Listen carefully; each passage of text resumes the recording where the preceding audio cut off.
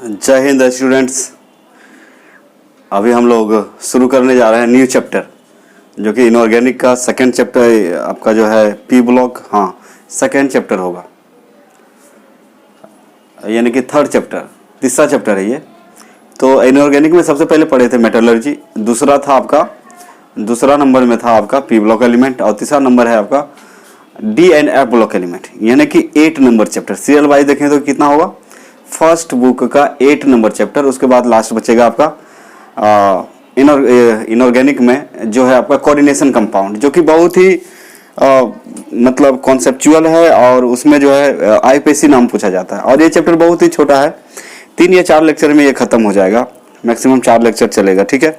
तो अभी हम लोग देखते हैं इसका जो है कुछ मुख्य पार्ट, जहाँ ऑब्जेक्टिव बनाया जाता है उसको आपको बता देते हैं, ठीक है। जैसे इसका जनरल इलेक्ट्रॉनिक कॉन्फ़िगरेशन, फिर मैग्नेटिक मोमेंट वगैरह जो पूछा जाता है उसको हम बता देते हैं। फिर हम लोग अगला प्रोसेस में आपका जो है जो टॉपिक है, टॉपिक को मतलब टॉपिक से किस प्रकार के क्वेश्चन पूछते हैं, तो क्वेश्चन बना के आपको पढ़ाया जाएगा। तो चलिए हम लोग स्टार्ट करते हैं, समय नहीं लेते हुए। आपका क्या चीज़, D and F block element. तो ये चैप्टर नंबर 8 है।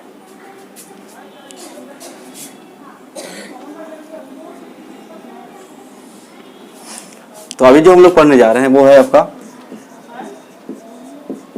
चैप्टर नंबर 8, नाम है the D and F block element. सबको दिख रहा है ना, ये चैप्टर का नाम है, मतलब डी एवं एफ ब्लॉक के तत्व, डी एंड एफ ब्लॉक के तत्व। अब चलिए इसको सीखते हैं हम लोग, इसे क्या होता है D and F block element. जैसे हम लोग पीरियोडिक टेबल पढ़े थे, तो पीरियोडिक टेबल में टोटल 4 ब्लॉक्स थे, S block, P block, D block and F block. 4 पढ़े थे हम लोग, S block, P block, D block and F block. तो देखिए एस ब्लॉक तो हम लोग फर्स्ट ईयर में पढ़ लिए, पी ब्लॉक में some P block elements first year में पढ़े थे, लेकिन यहाँ पी ब्लॉक को विस्तार से हम लोग देखे। उसके बाद डी एंड एफ बचा, तो ये सेकेंड ईयर में दिया गया है। मतलब पीरियोडिक टेबल जो चैप्टर हम लोग फर्स्ट ईयर में पढ़े थे, है ना, तो उससे जो है लगभग 3 चैप्टर बनाए गए हैं, 3 या 4 चैप्टर बनाए, टोटल 3 चैप्टर मान के चलिए। एस ब्लॉक का चैप्टर बन गया है, पी ब्लॉक का अलग चैप्टर बन गया, डी एंड एफ एक साथ बना है। अब देखिए बहुत ही छोटा सा चैप्टर है, यहाँ से क्वेश्चन जो है ऑब्जेक्टिव में पूछे जाएंगे, मैक्सिमम 1 नंबर या 2 नंबर, इसको ध्यान में रखिएगा, मैक्सिमम 1 या 2। तो फिर भी हम लोग सीख लेते हैं। तो सबसे पहले बात है डी ब्लॉक एलिमेंट को हम लोग, यदि हम लोग देखें डी ब्लॉक एलिमेंट के बारे में हम लोग बात करें, तो याद रखिएगा D block element,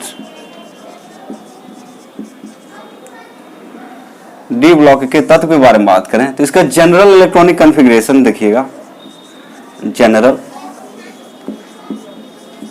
electronic configuration.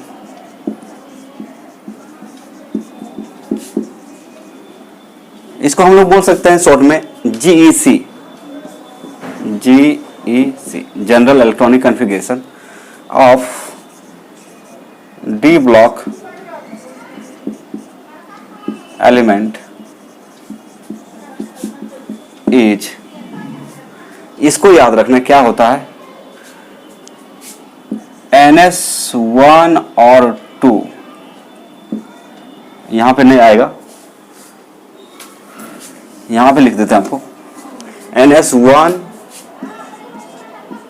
और 2 और N-1D 1 to 10, ये इसका कॉन्फ़िगरेशन है। तो general electronic configuration of D block element is what, NS1 और 2, N-1D 1 to 10। अब यहाँ पे नहीं समझ में आ रहा कि NS क्या है भाई, और S में ये बता रहा है कि S, ये N यहाँ पे सेल है, ये आपका सेल नंबर बताता है। तो कहने का मतलब S में 1 भी रह सकता है, 2 भी रह सकता है, 1 या 2 रहेगा, और D में जो है 1 से 10 के बीच रहता है। फॉर एग्जाम्पल आप ले सकते हैं, जैसे मान लीजिए कॉन्फ़िगरेशन तो सबको आता है, इलेक्ट्रॉनिक कॉन्फ़िगरेशन सबको पता है, बता चुके हैं, है ना। तो कहने का मतलब यदि हम फेरस का इलेक्ट्रॉनिक कॉन्फ़िगरेशन लिखें, तो फेरस का यदि सिंपल में लिखेंगे तो क्या होता है बच्चे, 1s2 2s2 2p6, 3s2, 3p6 और 4s2 और 3d कितना होता है 6। तो यहां से यहां तक होता है, आपका बताया गया था, कभी बताए होंगे, 19 से लेके 36 तक जो आता है आर्गन आता है। क्या आता है? आर्गन का कितना होता है 18, यानी कि पोटेशियम से लेके आपका कहां तक 36 तक।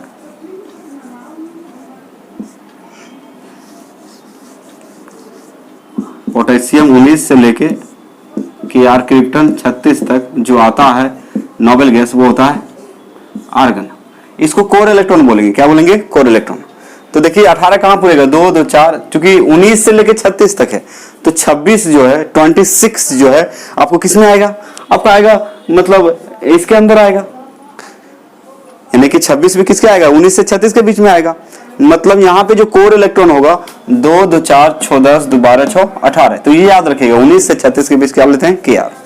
तो कहने का मतलब यहाँ पे देखिएगा, तो इसको आप ऐसे भी लिख सकते हैं, इसकी जगह क्या लिख सकते हैं? आर्गन। इसका मतलब है इसका इलेक्ट्रॉन कभी किसी चीज में भाग नहीं लेगा, इसको कोर इलेक्ट्रॉन। बाहर कितना बच रहा है? NH2 और 3d6 ये बच रहा है। इसको हम यदि NS बोलते हैं, क्या बोलते हैं? NS। तो इसको क्या बोला जाएगा? तो देखिए n का वैल्यू मान लीजिए 4 है, n का वैल्यू 4 है, लेकिन अगला वैल्यू कितना आ रहा है? 3। अगला वैल्यू कितना आ रहा है? 3 आ रहा है। तो कितना कम आ रहा है? 4 से कितना कम रहा है? एक कम आ रहा है, यानी कि 4 से 4 में यदि 1 माइनस करेंगे तो कितना आ जाएगा? 3 आ जाएगा। तो 4 को क्या बोलेंगे? n, और 1 तो है ही, तो इसको क्या लिख सकते हैं? n-1, यानी कि 4 आपका n है, तो n-1 करेंगे तो कितना आ जाएगा? 3। इसलिए इसको लिखा जाता है n-1 और d। समझ में आ रहा है? तो NS2, तो S में आपका कितना रह सकता है? ये 2, 1 भी रह सकता है, 2 भी रह सकता है। फॉर एग्जाम्पल देख सकते हैं आप, दूसरा एग्जाम्पल जैसे मान लीजिए कॉपर, क्रोमियम ले लें। क्या लें? क्रोमियम। क्रोमियम का कितना होता है? 24। तो इसका यदि शॉर्टकट लिखें हम लोग, तो आर्गन और 4s1 और 3d5 होता है। ये एक्सेप्शन है, याद रखिएगा। होना क्या चाहिए? देखिए जब 26 था तो कितना हुआ? मतलब 18 और 2 20 और 6 26। यहाँ पे देखिए क्रोमियम में 24 है, तो 18 यहाँ होना चाहिए, 18 2 20 और 4 24, ऐसे होना चाहिए। लेकिन यहाँ पे आपको पता होना चाहिए कि हाफ फील्ड ऑर्बिटल और फुल फील्ड ऑर्बिटल दोनों मोस्ट स्टेबल होता है। क्या होता है? Most stable. Half filled orbital और फुल फील्ड ऑर्बिटल। तो यहाँ पे आप सोचिए कि मान लीजिए ये यहाँ पे 2 इलेक्ट्रॉन, यदि 1 हो जाए तो इसका 1 इलेक्ट्रॉन कहाँ चल जाएगा? डी में। तो डी में 4 था, तो अब कितना हो जाएगा? 5। डी में आपका 4 था, तब कितना हो जाएगा? 5। तो कहने का मतलब देखिए यहाँ पे 1 भी रह सकता है, यहाँ पे देखिए इसको क्या बोलेंगे? NS बोलेंगे, और इसको बोलेंगे n-1 और d। तो देखिए S में यहाँ पे 1 भी रह सकता है ना, और D में जो है आपका कहाँ तक रह सकता है? मतलब 1 से 10 के बीच। ये थी कहानी। नेक्स्ट, तो पहला पॉइंट याद रखना है क्या चीज? इसका कॉन्फ़िगरेशन। इसका कॉन्फ़िगरेशन आखिर क्या होता है? तो ये हुआ इसका मतलब इलेक्ट्रॉनिक कॉन्फ़िगरेशन को जनरल, इसको हम लोग जनरल इलेक्ट्रॉनिक कॉन्फ़िगरेशन। कहने का मतलब डी ब्लॉक के तत्व के साधारण इलेक्ट्रॉनिक कॉन्फ़िगरेशन, यानी कि इलेक्ट्रॉनिक विन्यास NS1 और 2 n-1d 1 to 10 होता है। आपको प्रूफ करके भी बता दिए यहाँ पे कि कैसे यहाँ पे आया है। ठीक है, उसके बाद फिर अगला बात करें डी ब्लॉक का। तो इसमें याद क्या रखना है आपको कि डी ब्लॉक एलिमेंट को ट्रांजिशन एलिमेंट कहा जाता है। D block elements are known as transition element. दूसरा जो आपको पता होना चाहिए, इसको हम लोग ट्रांजिशन एलिमेंट, जिनको हिंदी चाहिए भाई लिखते चल जाइए। डी ब्लॉक के तत्वों को संक्रमण धातु इस तत्व कहा जाता है। संक्रमण होता है, इसका हिंदी क्या होता है? संक्रमण। ठीक है, तो यदि आपसे क्वेश्चन करे संक्रमण धातु, संक्रमण तत्व या धातु, संक्रमण तत्व या धातु किसको कहा जाता है? तो आप याद रखेंगे संक्रमण तत्व या धातु कहा जाता है आपका डी ब्लॉक एलिमेंट को। किसको कहा जाता है? तो इसका हिंदी होता है डी ब्लॉक के तत्वों को, जिनको हिंदी चाहिए लिख लेंगे। डी ब्लॉक के तत्वों को संक्रमण तत्व कहा जाता है। संक्रमण तत्व। अब संक्रमण तत्व के पीछे एक कारण और है, क्योंकि ये ट्रांजिशन का मतलब होता है इन बिटवीन, ट्रांजिशन का मतलब होता है इन बिटवीन होता है, मतलब डी ब्लॉक एलिमेंट एस और पी ब्लॉक एलिमेंट के बीच रहता है।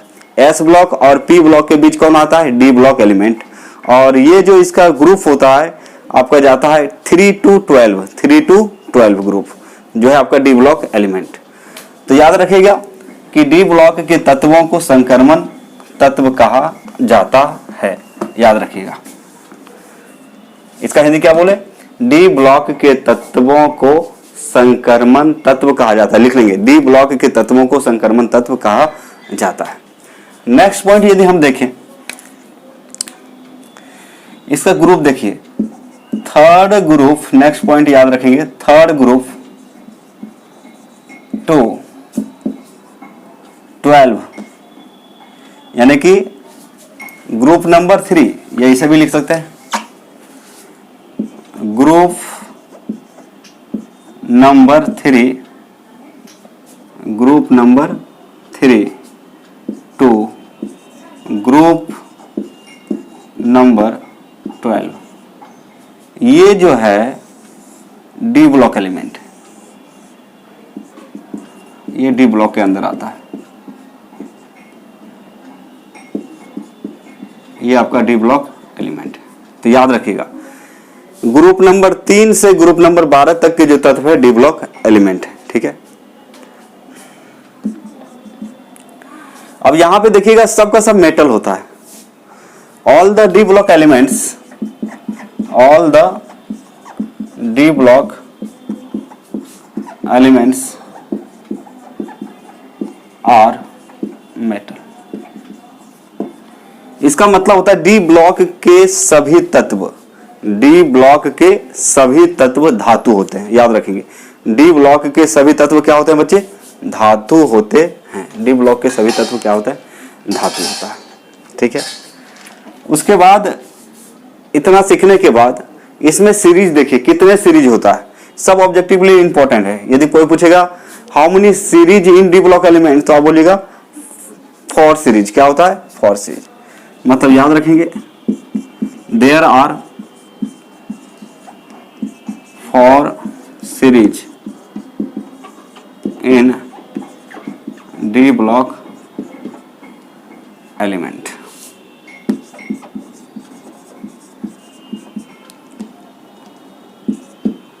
यानी कि इसका मतलब है डी ब्लॉक के तत्वों के 4 श्रृंखलाएं होते हैं। डी ब्लॉक, इसका हिंदी क्या होगा बच्चे? डी ब्लॉक के तत्वों के, डी ब्लॉक के तत्वों के 4 श्रृंखलाएं होते हैं। डी ब्लॉक के तत्वों के कितने श्रृंखलाएं होते हैं? 4 श्रृंखलाएं।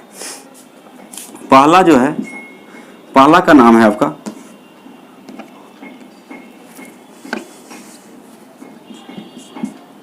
थ्री डी सीरीज, पहला का 3D सीरीज। दूसरा जो है 4D सीरीज। तीसरा जो है 5D सीरीज। और 4 नंबर जो है आपका 6D सीरीज। इसमें कितने सीरीज पाए जाते हैं? 4 सीरीज पाए जाते हैं। तो डी ब्लॉक एलिमेंट में टोटल सीरीज कितना होता है? 3D series, 4D series. 3D series का मतलब इसमें जो है इलेक्ट्रॉन 3D तक में जाएगा। 4D का मतलब ये इसमें 4D में चला जाएगा। 5D मतलब 5D में जाएगा इलेक्ट्रॉन, और 6D मतलब 6D तक इलेक्ट्रॉन जाएगा, है ना। अब यहां पे देखा जाए इसका ऑक्सीडेशन स्टेट, ऑक्सीडेशन स्टेट इसका अलग अलग होता है, डिफरेंट होता है, मतलब फिक्स नहीं होता है।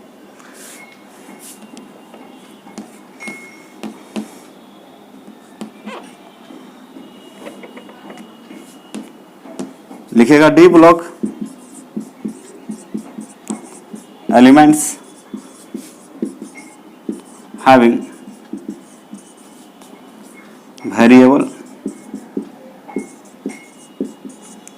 Variable D block elements having variable oxidation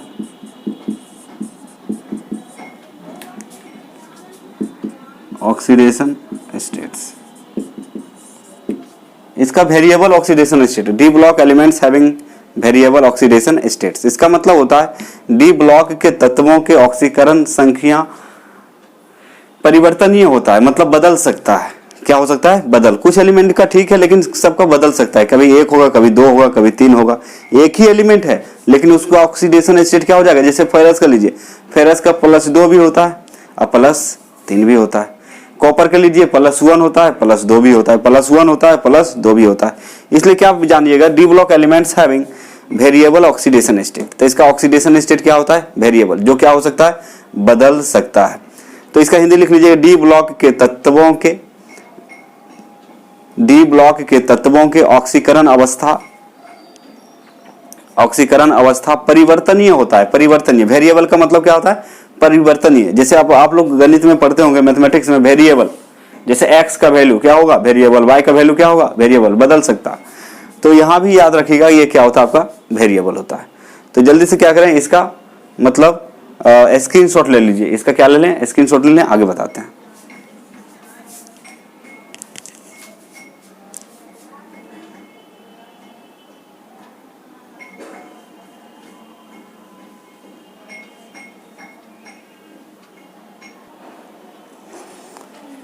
चलिए हम लोग बात करते हैं अब एफ ब्लॉक एलिमेंट के बारे में। किसके बारे में? लिख लीजिए इसको, एफ ब्लॉक एलिमेंट।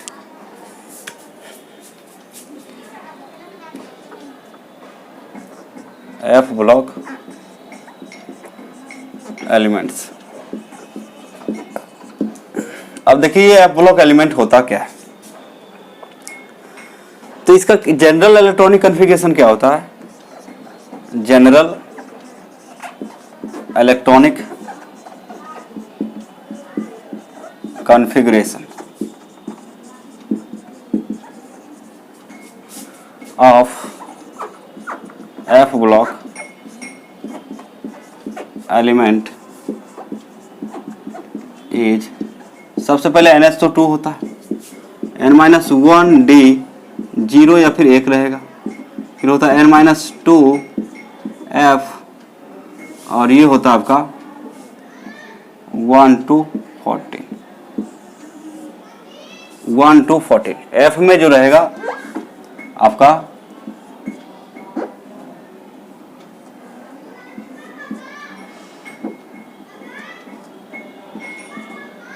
ये आपका F है, ठीक है।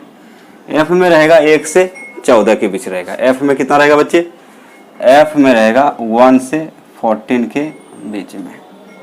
F में 1 से 14 के बीच रहेगा। तो ये हो गया साधारण इलेक्ट्रॉनिक कॉन्फ़िगरेशन। इसका हिंदी होता है एफ ब्लॉक के तत्व का इलेक्ट्रॉनिक विन्यास NH2 NS, इसको क्या पढ़ेंगे बच्चे? NH2 N-1 D। D में जो रहेगा या तो 0 रहेगा या तो 1 रहेगा, ठीक है। यानी कि F1 to 14। तो याद रखिएगा कि D में या तो 0 रहेगा या तो 1 रहेगा, लेकिन N-2 F में रहेगा आपका 1 से 14 के बीच। तो ये हुआ इसका इलेक्ट्रॉनिक कॉन्फ़िगरेशन। ये ऑब्जेक्टिव में डालता है। कहाँ पूछता है? ऑब्जेक्टिव में पूछता है कि भाई पूछ देगा एफ ब्लॉक एलिमेंट का इनमें से कौन इलेक्ट्रॉनिक कॉन्फ़िगरेशन है, तो आप बता सकते हैं आराम से, कोई दिक्कत नहीं है। दूसरा पॉइंट क्या याद रख सकते हैं एफ ब्लॉक में? एफ ब्लॉक एलिमेंट में भी सबका सब मेटल्स होता है। All the elements of F block is metal. यानी कि एफ ब्लॉक के सभी धातु, एफ ब्लॉक के सभी तत्व धातु होते हैं। मेटल का मतलब क्या होता है? धातु। इसका हिंदी होता है बच्चे एफ ब्लॉक के सभी तत्व। इसका हिंदी क्या लिखेगा? एफ ब्लॉक के सभी तत्व धातु होते हैं। एफ ब्लॉक के सभी तत्व क्या होते हैं? धातु होते हैं। फिर लिखेगा F block elements having variable OS का मतलब ऑक्सीडेशन स्टेट। OS का मतलब क्या है? Oxidation state. इसका मतलब होता है एफ ब्लॉक के तत्वों का ऑक्सीकरण अवस्था। OS का मतलब oxidation state. O for oxidation, S for state. इसका मतलब होता है एफ ब्लॉक के तत्वों का, एफ ब्लॉक के तत्वों का ऑक्सीकरण अवस्था, एफ ब्लॉक के तत्वों का ऑक्सीकरण अवस्था क्या होता है, वेरिएबल। वेरिएबल मतलब बदलता है, क्या होता है, बदल जाएगा। जैसे 1 है तो 2 भी हो सकता है, 3 भी हो सकता है। अब इसको क्या कहा जाता है, F block elements are known as inner transition, inner transition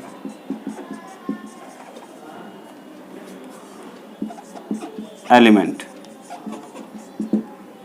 यानी कि इसको आप बोल सकते हैं एफ ब्लॉक, हिंदी में लिख लेंगे आप लोग, एफ ब्लॉक के तत्वों को इनर ट्रांजिशन मतलब अंतः संक्रमण होता है। हिंदी क्या होता है इसका, अंतः संक्रमण, अंतः संक्रमण। एफ ब्लॉक के तत्वों को अंतः संक्रमण तत्व कहा जाता है। एफ ब्लॉक के तत्वों को क्या कहा जाता है, अंतः संक्रमण तत्व कहा जाता है। लिख लेंगे, एफ ब्लॉक के तत्वों को अंतः संक्रमण तत्व कहा जाता है। समझ में आ रहा है। अंतः का मतलब यहाँ पे देखिए, डी को बोलते हैं ट्रांजिशन एलिमेंट, इन बिटवीन होता है। अब डी ब्लॉक के अंदर ही, डी ब्लॉक के अंदर ही पाया जाता है आपका एफ ब्लॉक एलिमेंट। कौन पाया जाता है, एफ ब्लॉक एलिमेंट पाया जाता है, इसलिए बोलते हैं इसको inner transition element. Inner transition का मतलब होता है अंतः संक्रमण तत्व। नेक्स्ट की बात करें, इसके बारे में बात करें तो इसका जो है आपका, इसका देखा जाए, मान लीजिए इसका सीरीज कितना होता है, कौन कौन सीरीज होता है, तो F block elements having 2 series, F block elements having 2 series। इसका मतलब होता है 2 सीरीज का मतलब श्रृंखला।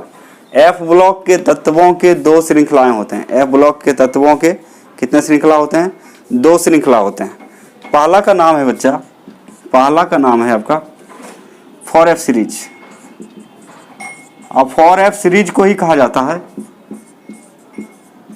लेंथेनॉइड्स। और ये आता है आपका, ये जो तत्व आता है 57 to 71, 57 से, अब देखिए 57 आपका लेंथेनम है। लेंथेनम का प्रॉपर्टी जो है मतलब 58 से लेके 71 तक का मैच करता है, इसलिए इसको लेंथेनॉइड्स बोलेंगे। क्या बोलेंगे इसको, लेंथेनॉइड्स। दूसरा जो है आपका 5F सीरीज। अब ये 5F सीरीज को बोलते हैं एक्टिनॉइड्स, एक्टिनियम से बना है, एक्टिनॉइड्स कहा जाता है। याद रखिएगा, ये जो आएगा 89 to 103। तो कहने का मतलब याद रखिएगा, 2 सीरीज होते हैं और दूसरा का है 5F सीरीज। ठीक है, तो एफ ब्लॉक एलिमेंट का सबसे पहले याद रखना कन्फिग्रेशन, और इसमें सब मेटल होता है। इसका ऑक्सीडेशन स्टेट क्या होता है, वेरिएबल होता है। इसको इनर ट्रांजिशन कहा जाता है। क्या कहा जाता है, इनर ट्रांजिशन कहा जाता है। और इसमें सीरीज की बात करें, सीरीज 2 सीरीज होता है, एक होता है 4F सीरीज, एक होता है 5F सीरीज। उसके बाद थोड़ा सा बात कर लेते हैं हम लोग मैग्नेटिक मोमेंट का। मैग्नेटिक मोमेंट, इसको शॉर्ट में बोलते हैं MM। याद रखिएगा, मैग्नेटिक मोमेंट का हिंदी होता है चुंबकीय आघूर्ण। क्या होता है, चुंबकीय आघूर्ण। तो आप नीचे क्लास 11th में सीख चुके हैं चुंबकीय आघूर्ण कैसे निकाला जाता है। तो एक फार्मूला होता है, बताए थे, MM is equal to √n into n plus 2 BM। कभी कभी तो ये फार्मूला ही पूछ देता है कि इनमें से कौन, which of the following is magnetic moment, formula of magnetic moment. तो याद रखिएगा √n इंटू n प्लस 2। अब यहाँ n क्या है बच्चे, n को बोलेंगे हम लोग अनपेयर्ड इलेक्ट्रॉन्स। अनपेयर्ड इलेक्ट्रॉन्स का मतलब होता है अयुग्मित इलेक्ट्रॉन, जिसका जोड़ा ना हो। और BM का मतलब है बोर मैग्नेट्रॉन। ये बोर मैग्नेट्रॉन क्या होता है, बोर मैग्नेट्रॉन। BM का यहाँ पे क्या है बच्चे, बोर मैग्नेट्रॉन।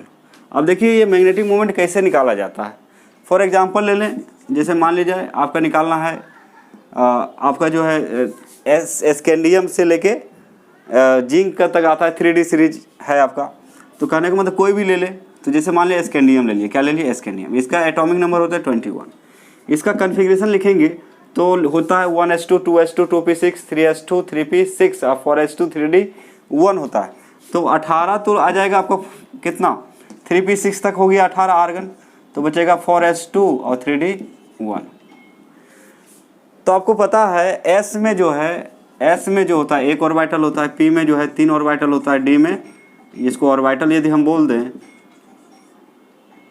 तो 1 होता है, इसमें 3 होता है, इसमें 5 होता है, f में कितना होता है 7। तो देखिए इलेक्ट्रॉन इसको बोलता है आउटर मोस्ट शेल इलेक्ट्रॉन। तो कहने का मतलब इसका मैग्नेटिक मोमेंट यदि कितना होगा, तो एक उदाहरण के तौर पे बता रहे हैं, जैसे कि s में होता है आपका एक ऑर्बिटल और d में होते हैं 5 ऑर्बिटल, ऐसे 1 2 3 4 1 5 घर हो गया, तो इसको बोलेंगे 4s2, इसको बोलेंगे 3d1। अब पॉली एक्सक्लूजन का रूल जो पढ़ाए थे, पॉली एक्सक्लूजन का जो रूल था उसमें क्या पढ़े थे, s में जो है 2 इलेक्ट्रॉन है तो एक रहेगा क्लॉकवाइज, दूसरा रहेगा एंटी क्लॉकवाइज, और d में कितना है 1 है, तो इसको एक ही इलेक्ट्रॉन लिखेंगे। तो n का वैल्यू यदि बोलेगा कितना है, तो इसका तो पेयर्ड हो गया ना, पेयर्ड इलेक्ट्रॉन, तो यहाँ पे तो 0 हो गया अनपेयर्ड इलेक्ट्रॉन, और बाकी घर क्या है, खाली है ही नहीं, तो क्या कर सकते हैं, क्योंकि d में मैक्सिमम 10 इलेक्ट्रॉन होता है, तो कहने का मतलब उसके लिए कितना ऑर्बिटल चाहिए, 5 चाहिए, तो आपके पास कितना है, एक ही है, तो एक भर दिए। तो n का वैल्यू यदि देखा जाए तो n बराबर होता है, आ गया 1, n का वैल्यू कितना आ गया बच्चे 1। फिर यदि mm निकालें इसका, तो √n इंटू n प्लस 2, और बाहर में क्या लेते हैं bm। अब वैल्यू को रख दीजिए, n का वैल्यू कितना है 1, n का वैल्यू कितना आया 1, अनपेयर्ड इलेक्ट्रॉन है, 1 इंटू 1 प्लस 2 और क्या चीज़ bm, तो ये आ जाएगा आपका √3 bm, यानी कि 1.73 bm, ये क्या हो जाएगा इसका आंसर। और ये जो है, ये जो होगा Sc जो होगा पारामैग्नेटिक होगा, क्या होगा पारामैग्नेटिक।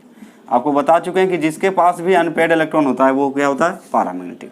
पारामैग्नेटिक का मतलब होता है जो मैग्नेटिक फील्ड से अट्रैक्ट करता है, the substances which attracted by the magnetic field is called paramagnetic. तो पारामैग्नेटिक उसको बोलेंगे जो अट्रैक्ट करेगा किससे, मैग्नेटिक फील्ड से।